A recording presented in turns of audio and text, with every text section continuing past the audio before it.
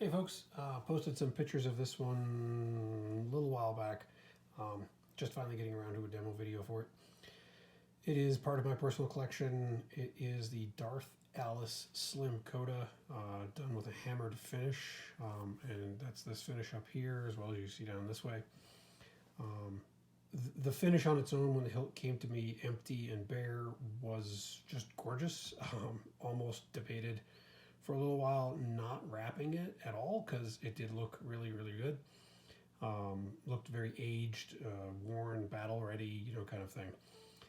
But I did go ahead and do a Ito wrap on it with the brown leather Ito, a black with white centered stingray, and then some waxed cotton on the top part just to cover up the switches area, make it look a little bit more like the Kota hilt from the actual games, where depending on the shots you do or don't see the activation button.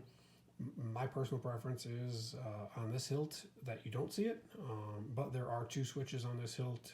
Darth Alice has, I've got to say, a spectacular design, extremely well thought out on the hilt. The assembly, where the screws are, how he hides them. Definitely, if you can get your hands on one of these, by all means you should. It's just gorgeous. It does not have to have the metal chassis in it that I've got, but just the hilt itself, even on display, when done up nicely, I think would be making most of any collector quite happy. This one is done with a Goth 3Designs master chassis, so it's done as an all metal install.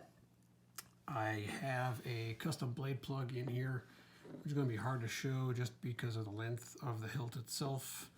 I can't really tilt it towards the camera too much, but it was done with a copper heatsink, some brass pipe, and just a bit of time and thought. The overall hilt, like I said, has two switches. One is kind of right there, and the other one sits a little bit back from it. There is a small ridge in between.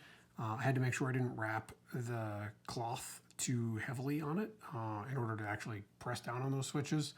But definitely I've got it on just snug enough where it's not going to slide. As you can tell, like, it's not moving about. And then Darth Alice does a cool thing with the there's three screws that are hidden. Two of them hold the main handle to the emitter section. Right now you can see right there in the leather, that's where one of them is. And then in between the next wrap is the screw for the other one. And then down here, between these two wraps is where you'll get the one that actually allows you to remove the pommel. For me, I don't believe the pommel will ever have to come off just because of the way you'll see it here in a second. As the main handle slides off, try to do this without knocking the camera over. We'll lay that to the top of the screen. You get the revealed chassis, which is more than likely, the way I'll end up having to use and access it over time anyhow. This is the Goth 3 oval hilt chassis, done in copper. I just prefer copper on a lot of hilts. This was one of them. Once this thing starts to age in, like my MPP that you can see in one of my other videos, I think it's going to look gorgeous with this kind of a weathered look on this part. It also has, as a special, if I can get it to focus right, there you go, the Nobi-Wan marble. It's not one of the square holocron ones. It has an orb in the middle that you'll see when lit up looks, I have to say, very gorgeous. The overall install done with a Proffie. Underneath the blade plug is a stock V3, which does light up very nicely and bright on its own. 1-inch blade, I didn't mention earlier, on the hilt itself. 18650 battery, 22 mil speaker, kill switch, and then once I light this up, you're going to see there's a lot of pixels on this thing, and we'll go through those in just a second here. So kill switch is on this side, board access is on this side. It's actually pretty easy to get. I just kind of flip it like this and it comes off. It is on magnets and we won't take it off right now because we're going to go and light it up. What do we do? That was one of the Kyberphonic, the dual fonts. Was playing through with it before this actual demo video, so it sounds great. And I think for a katana hilt, it was kind of a needed addition to the actual hilt itself. So good timing with Star Wars Visions, my finishing up of this hilt, and then Jesse's font being released also around all this same time that this is all going on. So as you can see, under this cover, and I'm calling this kind of the booster section, I've got a set of 10 2020 neopixels running there. Down through here on the battery section, there is 20 2020 neopixels.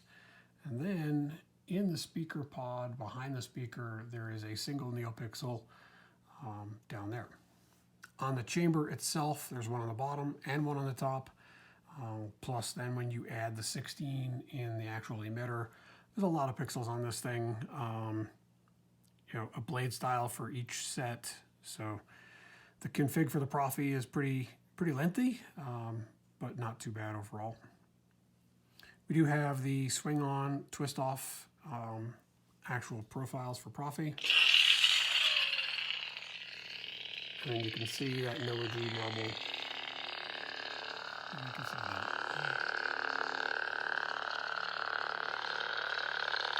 The camera does kind of drown that out a little bit. But you'll see it hopefully, I think, on one of my other profiles. You're a Jedi, boy. Size means nothing to you. The green does wash it out a bit too. Makes it a little harder to see. In a lot of the actual profiles, I've got this set up to be a battery level indicator, which is why you're going to see probably a lot of green on this one. The charged battery came off the charger from overnight. So for the most part, this is, yeah, like I said, going to probably be green for most of the fonts that I've got set up. But all the others do different things depending on what the actual profile and fonts are set up for. This is a display font, so when I turn it on, there's no sounds to the actual hilt. Lets me take some pictures and actually show it to people without having the sound running. You're a Jedi, boy. Size means nothing to you. Same display font. So again, no sounds on this one, but I've done this one with all white. So again, it allows me to take some pictures with it and show it off with how bright it can be. I should have never left my drink. I've done a number of Kota fonts from the game, from the first game, in order to, you know, kind of make it feel a little more Kota. But each of the actual fonts themselves is slightly different. You'll see this one on the battery is actually running green. And then when we activate,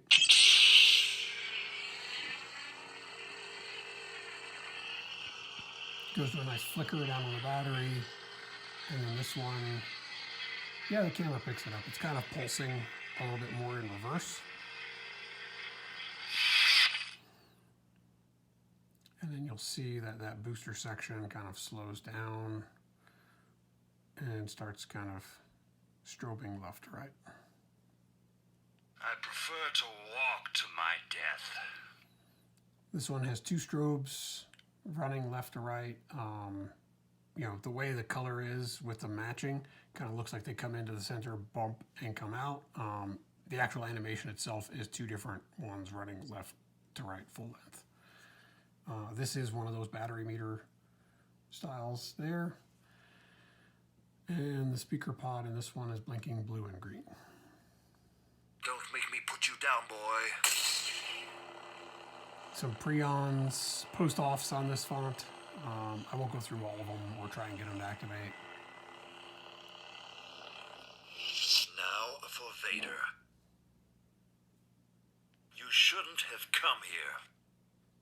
This one's got a bit of an orange to the main blade, and you'll see the blue pulsing. And the blue does speed up over a extended duration.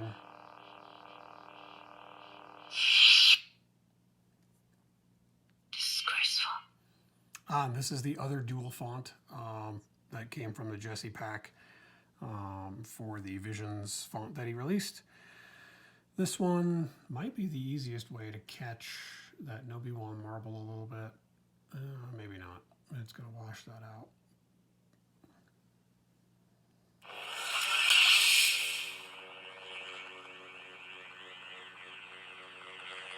The red does look really, really good going through this marble. Some of the other ones I've seen is like a medium blue. It tends to make the marble itself look pretty super. Other than that, that would be this one. Any other questions about it, by all means hit me up. This is currently not for sale. This is an item that I've been after for a long time. And when I saw the announcement of Goth's chassis, and then back in the spring, Darth Alice had actually put out a notice on his Facebook page that he was going to be selling some of the hilts. I think I probably was one of the first to hopefully jump on it. If I wasn't the first, I was pretty close. As soon as I saw it, jumped in. Hey, I need one of these. And he's definitely lived up to his reputation. It's gorgeous. Goth chassis is gorgeous. I'm glad to have this in my collection. Thanks, everyone.